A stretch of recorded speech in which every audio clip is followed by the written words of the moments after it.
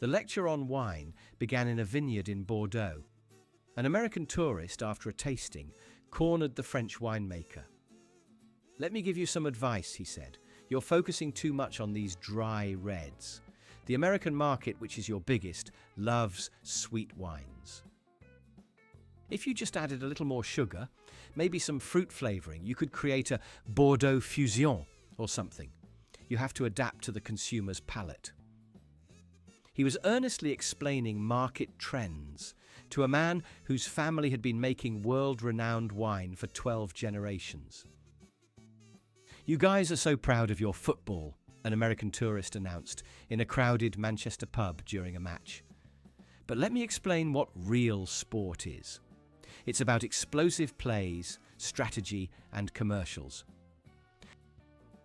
This is just a bunch of guys running around for 45 minutes with no breaks. You should have 4 quarters, a half-time show, and way more padding. It would be a much better entertainment product."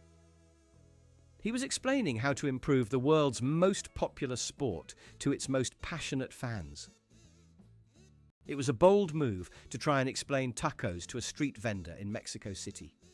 "These are great," the tourist said, holding up an al pastor taco, "but they're not authentic." An authentic taco has a hard, crunchy shell that you can buy in a box. And you should use ground beef and that bright orange shredded cheese. This soft corn thing is more like a wrap.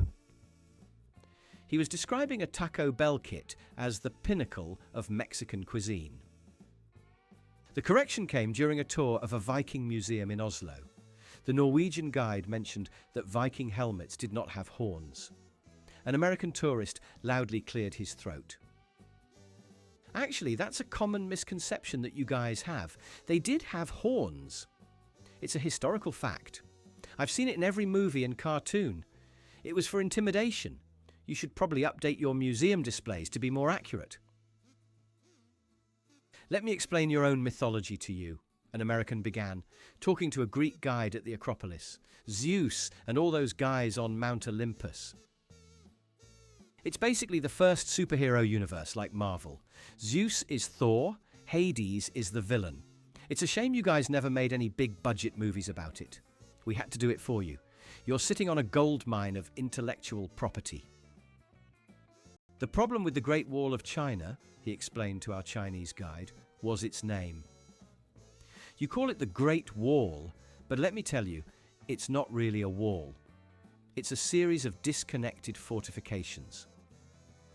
A real wall is continuous, like the one we're building on our southern border. You guys have a branding problem. You should call it the Great Fortifications of China. It's more accurate." He was explaining to a local that his country's most iconic landmark was named incorrectly. The chocolatier in Brussels listened with a pained expression as the American woman explained his craft to him. "Your chocolate is very high quality, I'll give you that," she said. "But it's too intense. The American palate prefers a milder, sweeter milk chocolate like Hershey's. That's the flavor profile of happiness.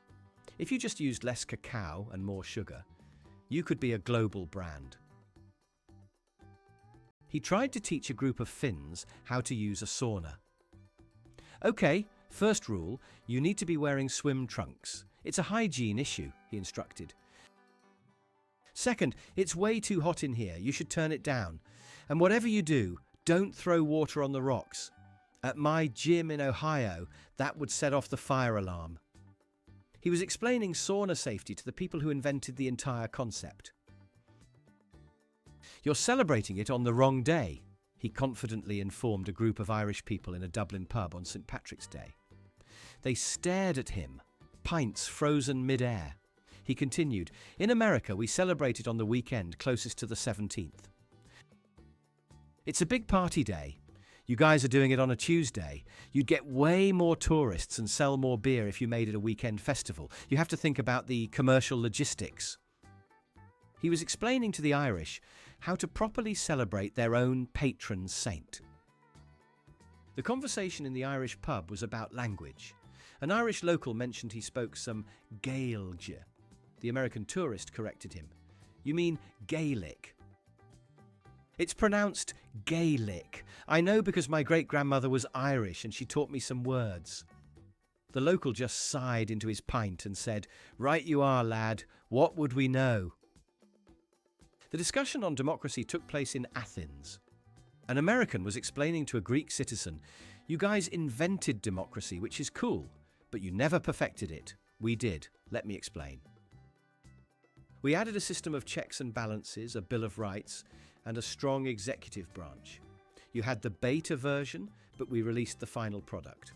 You should really study our constitution to see how it's supposed to be done." He was lecturing a Greek on the finer points of democracy at the foot of the Acropolis. An American was explaining the flaws of the Japanese writing system to a local on the train. "You have 3 different alphabets. It's so confusing. Why don't you just pick one? Or better yet, switch to the Roman alphabet like the rest of the modern world. It would make it so much easier for foreigners to do business here. It's just a simple matter of efficiency." "Your coffee is wrong," an American tourist told the owner of a small cafe in Ethiopia, the literal birthplace of coffee. "You're supposed to use a French press or a drip machine. This ceremony with the pan and the coals takes forever, and the coffee is too strong. You should offer a light roast and some flavoured creamers. You have to cater to modern tastes." In a clothing store in Milan, an American was giving fashion advice to the Italian shop assistant. "These suits are beautifully made," he conceded, "but the cut is too slim. In America, we prefer a more classic, comfortable fit. More room in the shoulders, you know? You guys are all about fashion, but you forget about practicality. A suit should be comfortable, not just stylish." He was trying to explain the concept of freedom to a German. "I know you guys have a democracy now," the American said, "but you don't have true freedom. You can't just buy a gun at a supermarket. Your speech is limited. In America, I can say whatever I want, wherever I want. That's what being free is really about." The German just nodded and said, "We tried that unlimited freedom thing once. It did not end well for anyone." An American tourist was explaining to a Swiss watchmaker why his business model was obsolete. "This is a beautiful watch," he said, "but my Apple Watch can do 100 more things. It tells me the weather, it tracks my steps. You guys are selling a single-function device. You should pivot to smart watches. You have the brand recognition. You just need to get with the 21st century." Her advice to the Swiss train conductor was delivered with a tone of helpful concern. "Your trains are incredibly punctual, I'll give you that," she said, "but they're too quiet. Let me explain something about the customer experience. The silence is unsettling. You should have some light, upbeat music playing over the speakers. And the conductor should make cheerful announcements every 10 minutes, pointing out landmarks. You need to create a more engaging and friendly atmosphere." She was trying to redesign the famously efficient and peaceful Swiss rail system into a theme park ride. The lecture on cheese etiquette happened in a French restaurant. An American told the waiter, "You're serving the cheese course all wrong. It's supposed to come before the meal, as an appetizer with crackers. Not after dinner like a dessert. I know my food, and that's the proper way to do it." The French waiter simply replied, "Not in France, monsieur." The art lesson was delivered in front of Michelangelo's David in Florence. "He's magnificent, obviously," an American woman began, speaking to an Italian art student who was sketching the statue. "But let me explain the flaw. His hands are way too big for his body. It's a classic rookie mistake in proportion. My son took an art class in high school, and that's the first thing they teach you. It's a great effort, but it's not technically perfect." She was critiquing the anatomical proportions of one of the most famous sculptures in history. In a market in India, an American was explaining the principles of sales to a spice vendor. "You shouldn't have all these open sacks of spices," he advised. "It's unsanitary. You should package them in small sealed plastic jars with professional-looking labels, and you need to have a fixed price. This haggling thing is bad for business. You need to build brand trust. He was explaining to a matador in Spain why bullfighting was outdated. Look, I get the tradition, the American said, but it's not humane. You know what you should do? Replace the bull with a guy in a bull costume, or a robot. You'd get the same spectacle, but no one gets hurt. It would be much more palatable for a modern, sensitive audience. Let me explain something about your history, an American tourist said to a beefeater at the Tower of London. You guys think you have this long, impressive history, but America is actually older. The beefeater looked baffled. The tourist continued, our ideals of democracy and freedom are based on ancient Greek and Roman principles, which are way older than the British monarchy. So, philosophically, our country is more ancient than yours. The beefeater just blinked, his mind clearly struggling to process this level of mental gymnastics. In a New Zealand pub, an American was explaining the Lord of the Rings films to a group of Kiwis.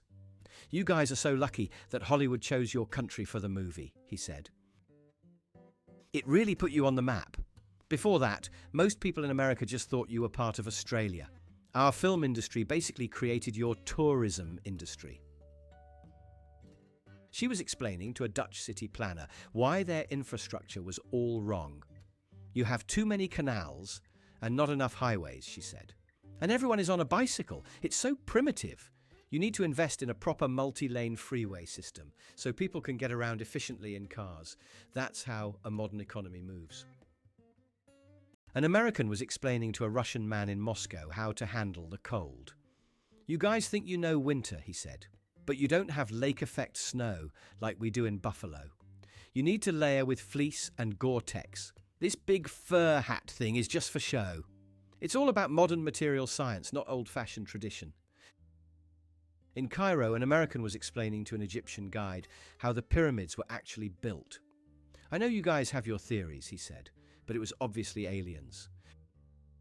There's no way humans could have built these things with ancient tools. I saw a documentary about it on the History Channel. You should really incorporate that into your official tours. It's what the people want to hear. He was explaining to a Thai chef that his food was too spicy. This is delicious, the tourist said, sweating, but you're using way too much chili. Let me tell you, if you opened a restaurant in America and served it this hot, you'd go out of business.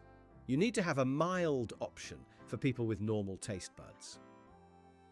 An American was explaining to a South Korean how to be more individualistic. Your whole culture is about the group, he said, but true success comes from standing out. You need to promote yourself. Be your own brand. Don't be afraid to challenge your boss. That's the American way, and it's why we're the most innovative country in the world.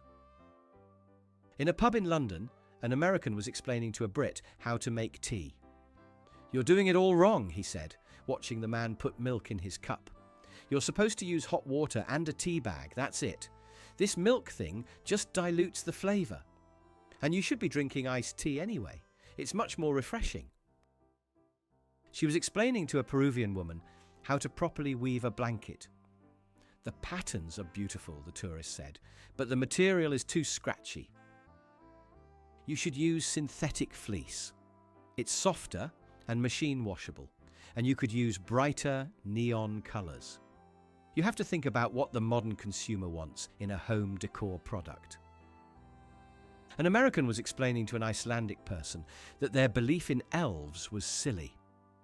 It's a cute folk tale, he said, but you can't seriously let it affect construction projects. That's just superstition. In America, we believe in science and progress, not fairy tales. The Icelander just smiled and said, and yet, the bulldozer broke down, didn't it? The culinary advice was offered in a small restaurant in Bangkok. This pad thai is amazing, the tourist said to the chef, but you're missing a key ingredient, ketchup. Let me explain. The sweetness and acidity of ketchup perfectly balances the savoury noodles. In the US, all the best Thai restaurants serve it with ketchup on the side. You should try it. It would elevate your dish to the next level. He was trying to teach a Thai chef that the secret to their national dish was a mass-produced American condiment. He was explaining to a Jamaican musician that reggae music could be improved. "I love the rhythm," the tourist said, "but it's a little slow. You should try speeding it up. Maybe add some electronic beats. You could create a whole new genre like reggaeton or techno reggae. You have to evolve the sound to stay relevant." In Vienna, an American was explaining to an Austrian that their famous composer was overrated. "Mozart was a genius, sure," he said, "but his music is too complicated. It's not catchy. You can't hum it. A good song needs a hook. That's basic songwriting. He should have written more pop-friendly tunes." An American was explaining to a Canadian how to be more patriotic. "You guys are too low-key about your country," he said. "You need more flags, bigger flags. You need a national anthem that's more epic. You have to show your pride. Look at us. We're the best at being patriotic, and you could learn a lot from our example." He was explaining to a group of Maasai warriors in Kenya how they could improve their famous jumping ritual. "The jumping is very impressive," he said through a translator, "but it's not a sport. You should formalize it. Have a measuring stick, judges, and a scoreboard. You could have a Maasai Olympics and sell tickets. You have to turn your culture into a marketable event." He was trying to apply the principles of ESPN to a centuries-old cultural ceremony. She was explaining to a monk in Nepal that his meditation practice was inefficient. "Sitting in silence for hours is a waste of time," she said. "There are apps for that now. You can do a guided 10-minute meditation and get the same benefits. You have to leverage technology. It's about meditating smarter, not harder."